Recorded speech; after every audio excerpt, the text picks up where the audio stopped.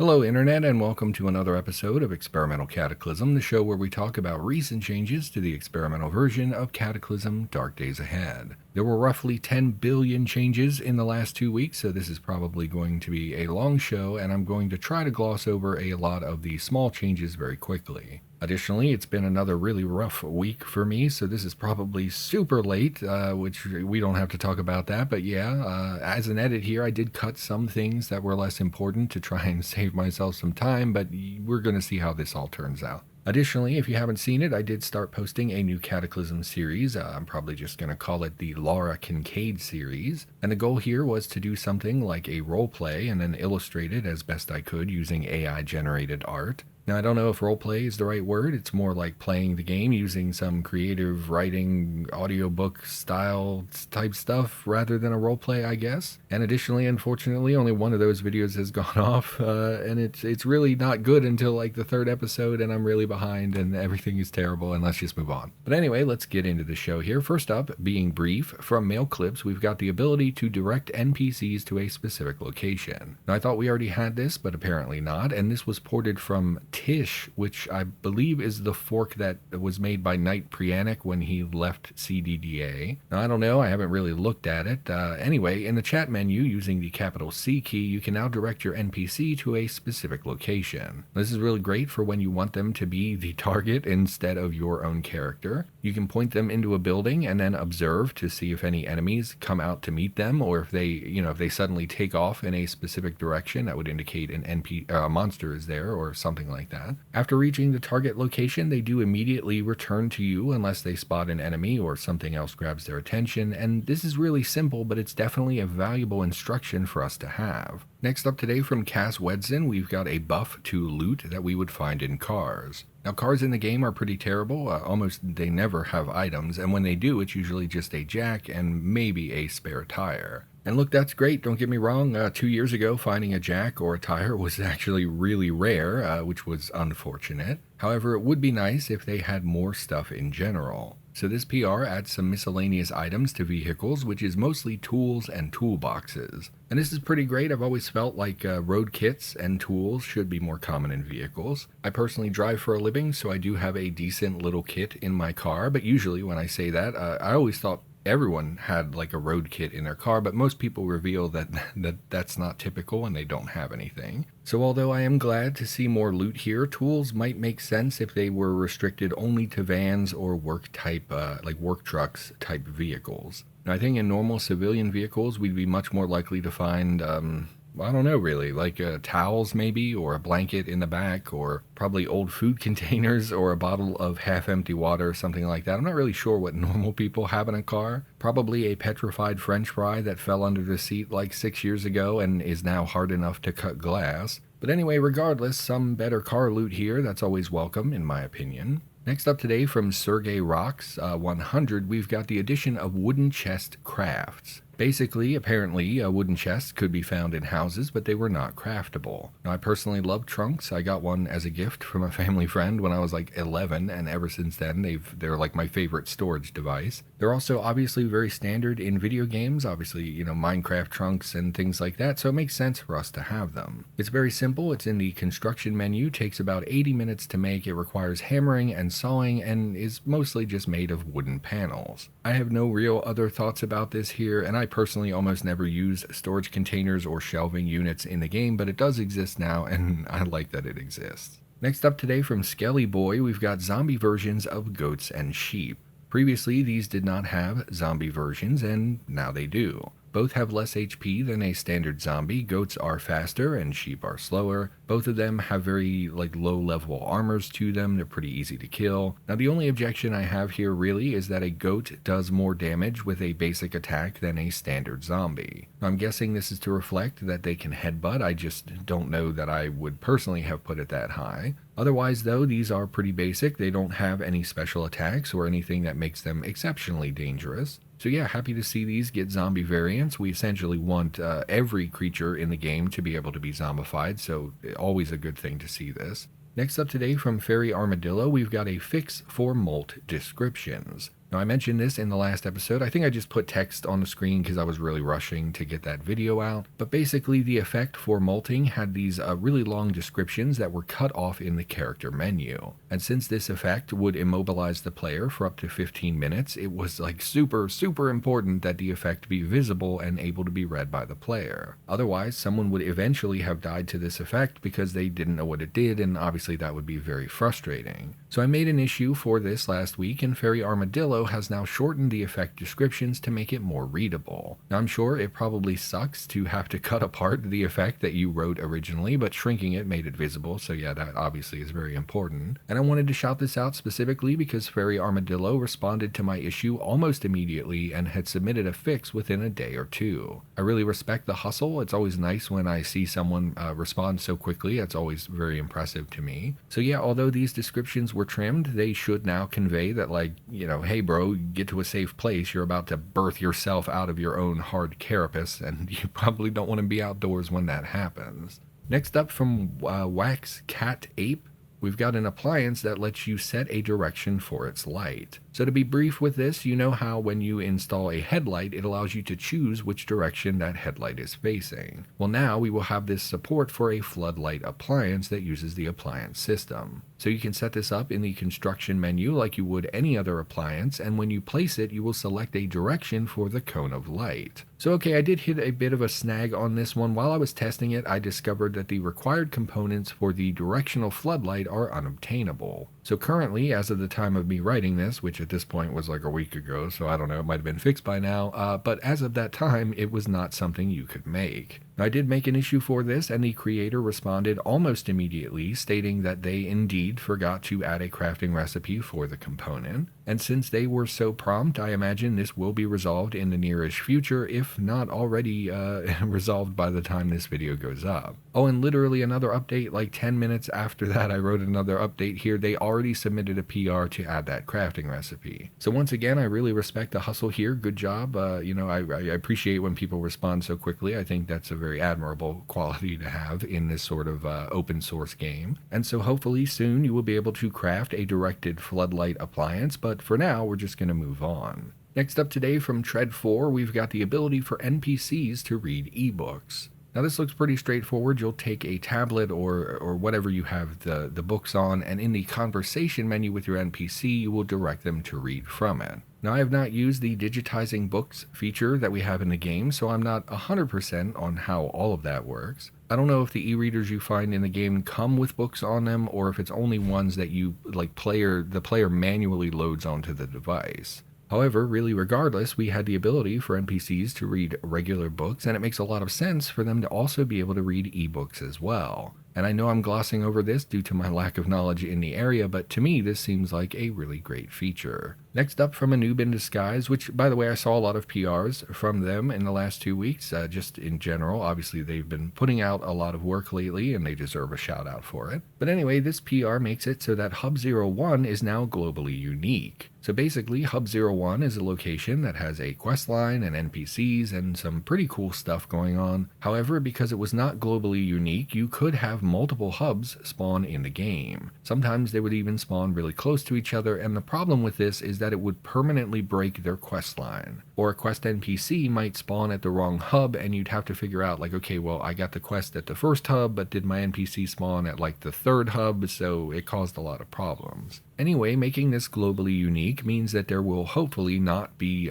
duplicates spawning in your game world. This is, in my opinion, a completely positive thing. I don't see any issue with this at all. Although some issues were raised in this PR's comments, they were not really issues with this change, they were issues with the game in general. So I personally don't see any valid criticism on why this is bad. I think this is objectively a good thing. And you may indeed find that your one global hub is inaccessible, but this is already an issue even with duplicates existing in the world. Anytime you have, say, an anthill spawn, it could completely ruin your map gen. And unfortunately, unfortunately, that's just a part of Cataclysm. Like, anthills ruin a lot of things in this game. I personally think they should be removed, but that's not an issue with the hub being unique. That's an issue with kind of a broken aspect of the game. So yeah, this is a thing now. You can take that however you want, but there's my opinion. Next up, also from A Noob in Disguise, we've got a series of PRs that rework the loot in police armories. If you've been in an armory lately, you know that they're pretty much completely empty and pretty terrible. And not to be too political, but I think that most of us know that the police in the United States have plenty of expensive and well-stocked armories full of all kinds of murder tools.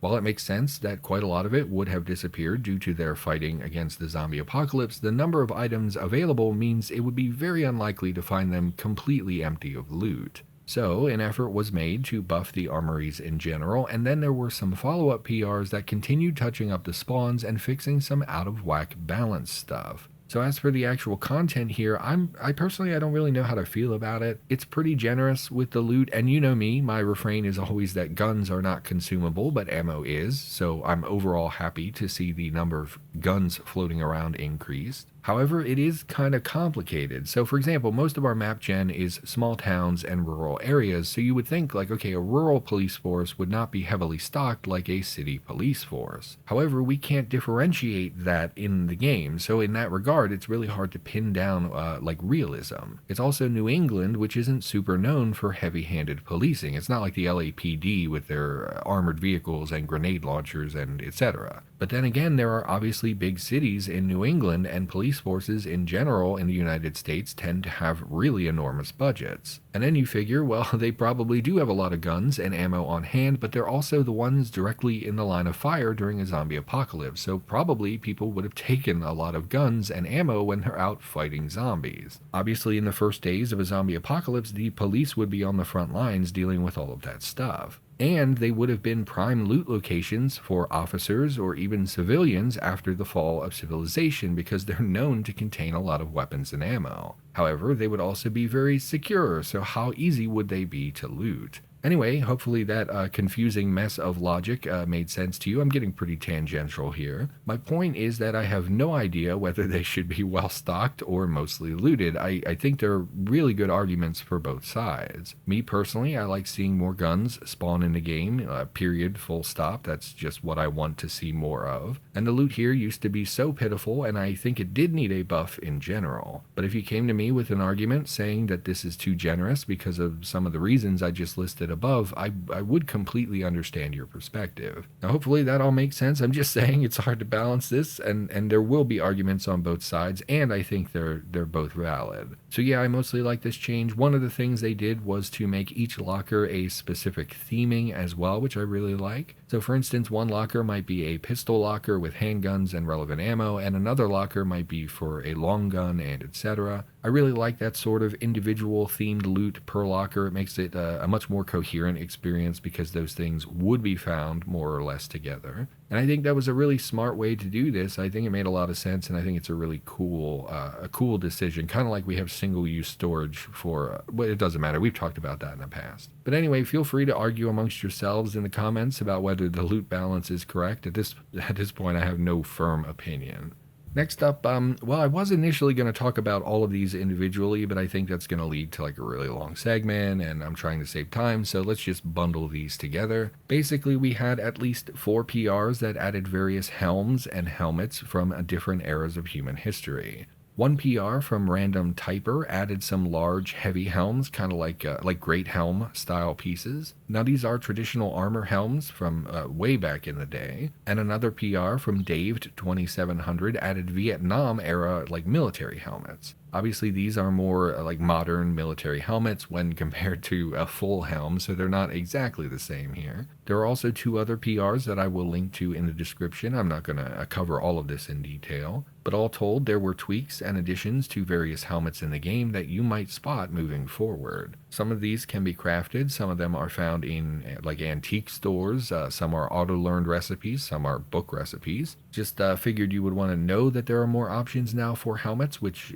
is an area that was a little lackluster. We don't have a whole lot of helmets in the game, so, maybe you're interested. If you do want to look at them individually, there are, of course, links in the description. Alright, next up from Mail Clips, we've got a gastropod foot limb, which probably doesn't sound very impressive, but it's the first creation using a very cool system, so let's talk about it. Basically bombastic slacks, and I don't know if there are other people who worked on it. I seem to recall, I haven't been paying attention to it, but I seem to recall Korg posting images about limb replacement stuff a while back, so I don't know if that was the same system, but it's possible other people worked on this, and I hate not giving credit, so let's just say bombastic slacks and potentially other people were working on something new. But anyway, Slacks put together a system that allows for the player to have body parts replaced with new body parts. And this PR is the first thing in vanilla to ever use that new system. It adds a mutation called gastropod foot, which I should probably look up what exactly a gastropod is. I'm pretty sure it's a snail. What is a gastropod?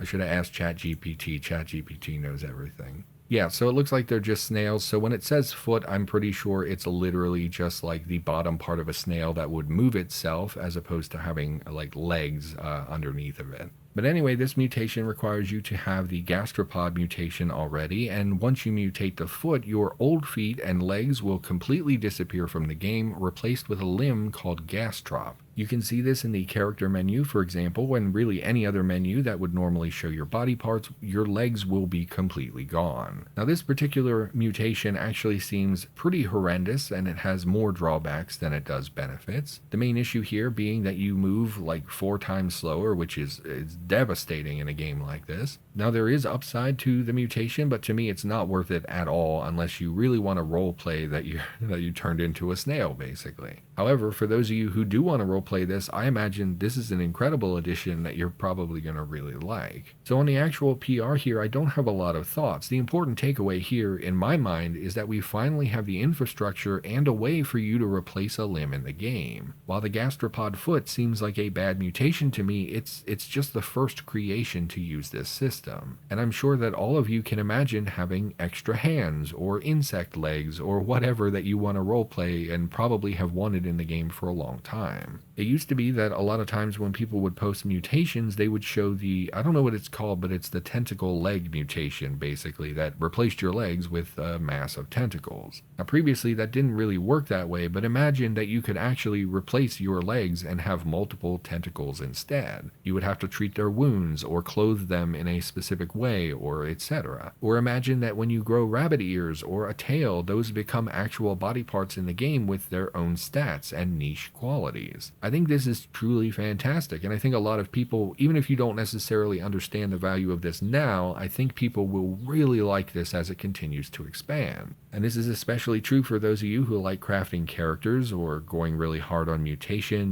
role-playing, things like that. I think this is overall just fantastic. And additionally, obviously, this could be used for something like prosthetics as well in the future. Historically, we've avoided the topic of amputation or replacement limbs due to the difficulty of managing that in a zombie apocalypse. However, with Rubik now in the game and the rework to the lore of bionics, I think that's a topic that we could maybe revisit. So yeah, overall, this is just really great stuff. And those of you that want to roleplay a snail, I mean, you just lucked out. This is enjoy your slimy foot thing. But anyway, moving on. Next up today from Milk Geologist, we've got a military deserter. It's not really a faction. It's more like a hostile bandit type location. And I do guess that this is going to be spoilery. I don't know. Use the timestamps in the description if you would like to skip this segment. Anyway, while we wait for those people to move on, I don't know. Here's a AI generated picture of a tree frog. Enjoy. Okay, so this PR actually underwent major changes between when it was first started and when it was finally merged. Usually I rely really heavily on the PR summary to know what all has changed, but that's really difficult when a ton of stuff changes from that initial summary and the final version. Now essentially this is just a location with military deserters, and we'll discuss more of the actual details in a moment here. But initially it had included mutants, but that was removed because mutants should only appear in certain specific locations, and originally they were bandits as opposed to military deserters, so that has changed as well. But anyway, this location is an office building that has been occupied by this new group who are hostile by default to the player. Well, I guess they're always hostile, not just by default, they just are an angry group of people. Now, I'm not sure if there's a reason why they're hostile to the player other than just because they are. You didn't do anything, they're just a hateful group, I guess. And I, in general, am not a fan of hostile NPC organizations like this. Bandits in the game are already wildly dangerous because anything with a gun could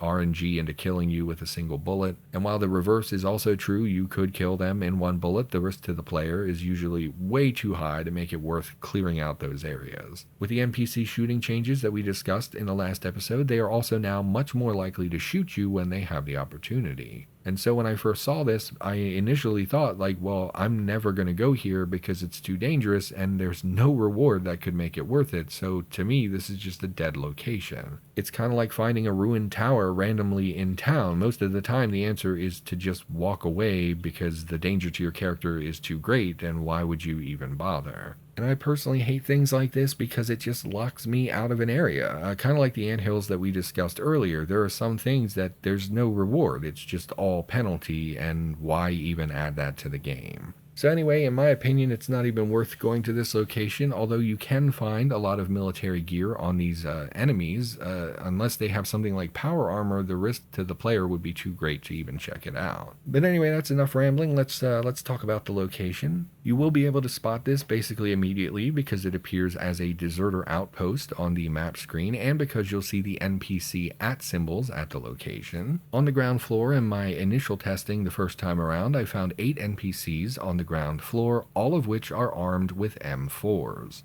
Now this does make sense because they're military deserters, but it also means that literally any one of these characters could instantly kill you with their gun. They're wearing assorted military gear, and 2 of them spawned outside of the building while the rest were inside. Which I find insanely dangerous, by the way, as they could just surprise a player who's walking through town and never checked their map and didn't know this was there. The second floor spawned no enemies at all and seemed to contain only office building loot, which is terrible. Office locations, they pretty much have nothing unless you want a bunch of paper. However, there were some crates on the ground floor which for me contained basic food items and literally nothing else. I don't know if that was supposed to be a reward, but it's a terrible, terrible reward. There was also a Humvee parked in the opening, although I'm not sure if that's guaranteed. I was testing this before I recorded. We'll see when I revisit it later if it's always there or not. But anyway, it looks like the only real loot here is the equipment from the NPCs, which would be much easily more attained from, you could get that from a soldier zombie, and the soldier zombie's not going to shoot you in the head and end your game. So I personally, no disrespect, look, to the PR author, I'm not trying to crap all over what you made, but I have to reiterate, the danger here is immense, and the reward is essentially nothing. Yes, you can get military gear, which would be much easier to obtain from a soldier zombie. Sure, you can get a lot of M4s, but do you really need 8 M4s at this point? I don't think you do. Sure, you can get a lot of ammunition, assuming they don't chew through it all, shooting zombies or trying to murder you, but I don't know if the ammo is even worth it.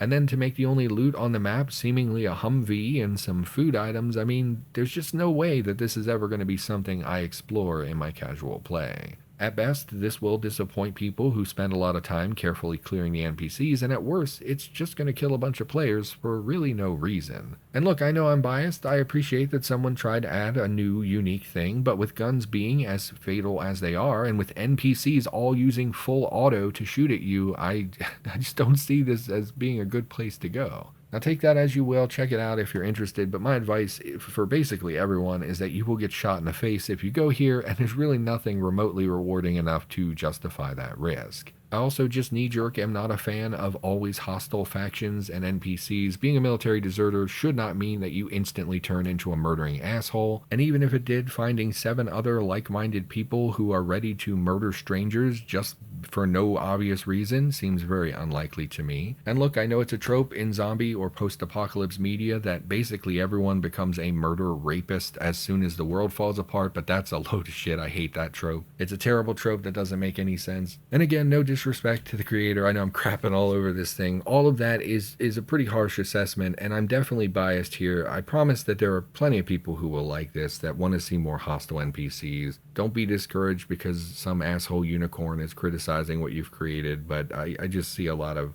concerns around this that I don't necessarily care for. But I've ranted about it enough, I guess. Let's move on here. Next up from A Noob in Disguise, we've got a rework to welding requirements. Now, in the simplest terms, to be as basic as possible, this PR attempted to make welding in the game more sensible in the amount of welding rods and wires that they require. In practice, this means that the required rods and wires required to craft any given item has increased pretty much across the board. Some recipes had small increases. They might require 3 more welding rods than they did previously. However, other recipes require literally 50 times more rods than they did previously. Not 50 more, but 50 times whatever their original value was. Now look, I have no opinion on what these values actually should be. I'm not a welder. I have no idea how fast you go through rods or wire. I don't know. However, what I do know is game balance, and I know that this change completely broke welding in the game. If recipes are requiring 50 times more rods, we should be finding way more rods than we do currently. For example, in my current game, which is that roleplay that I mentioned at the top of the show, you should check it out, self-plug, etc., etc. But in that game, I recently raided a garage. I found 3 welding goggles, so I was like, okay, obviously this, garage welds things. I also found 3 welding tanks, and I was like, yes, I'm going to find a bunch of welding stuff. And in that garage, I found exactly 0 rods and 0 wire. If the player is going to be going through hundreds of rods for crafting, then it stands to reason that a mechanic who does bodywork would also go through thousands of these on a regular basis. They would have to stock very large numbers of these rods or wire because their business relies on them. And thus, finding 0 in this garage is extremely terrible and frustrating. For example, a reinforced wide-angle headlight requires 25 welding rods. Therefore, 2 of them for my vehicle would require 50 rods. And 50 rods is a lot more than you find in a typical garage location, so this would require you to raid a large number of garages just to make 2 headlights. So, in my opinion, this change broke welding. Now, I don't use the word broken here very lightly. I rarely will say that something is truly broken. However, your current option is to build a forge, find materials, and craft for hours to make the rods yourself. I find this unpleasant. If these are required in such enormous numbers to do any kind of crafting, then that should be reflected in their spawns. Anyone who does this kind of welding in the pre-apocalypse would need hundreds or thousands of rods. And this is one of those changes that really frustrates me because I think you probably knew when you made this change that you would completely unbalance everything related to welding. In my opinion, spawns for these should have been buffed prior to making this change. That would have made this a much easier transition. Instead, you will now need to scour multiple garages just to find enough rods to make even a couple of headlights. Or God help you, if you want to make a livestock carrier to bring your pet cow with you on the road, it's going to cost you a cool 300 rods. Now, good news though, you can craft them yourself, so you only have to craft for about 120 hours or so to make those rods, in addition to crafting the carrier itself. So yeah, clearly I have opinions on this. I'm a little frustrated by this. If you knew they were going to be so bad, I think you should have buffed the spawns before you merged this change, but whatever. People told me it's experimental, you just got to deal with it, but this could have easily been avoided if you had done this in a different order, this wouldn't be an issue. To reiterate, I think that this is probably a great change that actually balances a lot of things related to welding and their component requirements, and the issue here really is just the lack of spawns for the rods and wire. Now, they were already entirely too rare for how many of them were required previously, and some recipes just got boosted requirements 50 times higher than what they were before, and this took them from being rare and obnoxious to find in the numbers you need to now it's actually like game-breakingly just completely out of whack. Add to that the fact that this seems to be one of the most common garage locations in the game, which by the way is not a garage, and has basically no spawns in it, and hopefully you understand why I find this so frustrating. But anyway, again, prone to rambling. It's been a rough week. I'm definitely rambly. Sorry if I'm being overly harsh in this video. I'm all self-conscious now. Let's move on. Alright, and I'm going to re-record this segment because this did not go super well. So next up from Prociani, we've got a mutable horse farm. Now we actually discussed a mutable farm previously, which was a an actual farm location, not a horse farm. And to boil this down to probably an oversimplistic explanation, it allows for a lot of variety in that location. It will be of different sizes and spawn different pieces of map gen completely at random, which will allow for it to be unique whenever you visit it. So apologies here because obviously you put in a lot of work and I'm probably not giving it the attention that it deserves. Now, what I do know is that, again, it will be large and completely change in size and shape depending on what randomly spawns, which pasture spawns, which paddock spawns, things like that. Now, like I said, there are quite a few pieces here that could spawn or couldn't spawn. There are paddocks, pastures, forests sort of fill out the area and the edges and where it connects together with trails and things like that. Now, in addition to the map gen, which is already very impressive and obviously was a lot of work, there were also a great deal of items that were added to the game surrounding working with horses. This included things like crops and whips. It also added riding helmets, manure, cattle feeders. There's a lot of stuff in here. And of course, it will be a really great place to find horses, well, and or horse zombies. And with that though, yeah, I'm not really sure what else to talk about it. I just sort of want to power through the rest of the video. And then finally today from Venera, we've got, I don't know what to call this. It reworks certain martial art techniques to have additional requirements. So for example, a simple throw might not be possible if you have 2 broken arms. Pretty easy to see why that would be pretty difficult.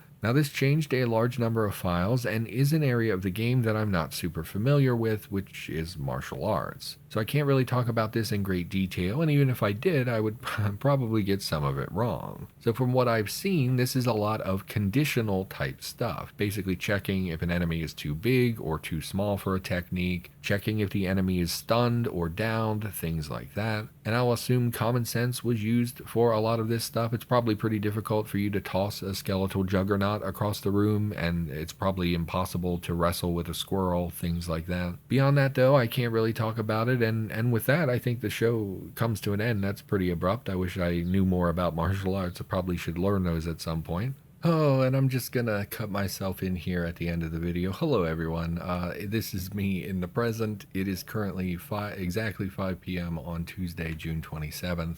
And this video just got finished. I just put the last edit in the video, and I really just didn't. This is the latest this series has ever been. I don't think I've ever had a video come out this late. And I know in the last episode I explained to everyone that some stuff's going on in my life and that I would probably be running behind in the future. But I really honestly expected, like I said, I told everyone, hey, it'll be like a month probably of adjustment period, but I really thought like in a week or two it would back off and I'd be okay. But here I am, putting out a video 5 days late, and it really bothers me actually. Not to mention I started that roleplay attempt, which I'm already not good at roleplays, but I was excited to do it, and now I'm like, man, that was a mistake to start putting those out because I just don't have time, and money's been really tight and family stuff is going on, and I mentioned my family member had surgery. They are home, they're recovering, they seem to be doing pretty well, so thankfully that's not an issue. However, just stuff's been weird, changes with work, and my car failed inspection, which means I have to spend like $1,000 on body work to get that inspected, which means I'm driving the SUV for work, which means I'm paying like literally twice as much for gas every week, and it's just been stressful. And the days that I have my free time, I really don't want to work on YouTube. I just want to sit and stare at a stupid video on YouTube and not actually do any work. So apologies for this being late. I know a lot of you have been very supportive. When I mentioned that stuff last time, I got a lot of comments of people saying, hey, don't worry about it. Hey, take your time. Hey, hope everything goes well, etc. And that's a real change. When I started doing YouTube, it used to be if you took even, missed one deadline, I would get a dozen comments of people, bashing me and say, oh, you're never going to succeed on YouTube if you're not consistent. What are you thinking? And it seems like people have changed a lot. It seems like people are a lot more supportive these days of people taking a break or struggling. I think people are a lot more understanding. So anyway, I don't want to ramble too much, but yeah, this video is super late. Sorry about that. It bothers me, even if it doesn't bother you, even if you're being nice and saying it's okay. And yeah, it's just been a rough couple of weeks. So yeah, everybody, thanks for bearing with me. Thanks. Hopefully you enjoyed the video nonetheless. I know it comes in at like 30 minutes, super long episode. Oh, and I could tell a lot that I was very irritable in this episode. So apologies to the people whose changes I bashed and was a little unkind to, because that's not your fault. That's me being irritable and everything feeling a little worse this week. if that makes any sense at all. But anyway, thank you for watching. I'll be back hopefully in 2 weeks on time with another episode, and yeah, I'll see you next time.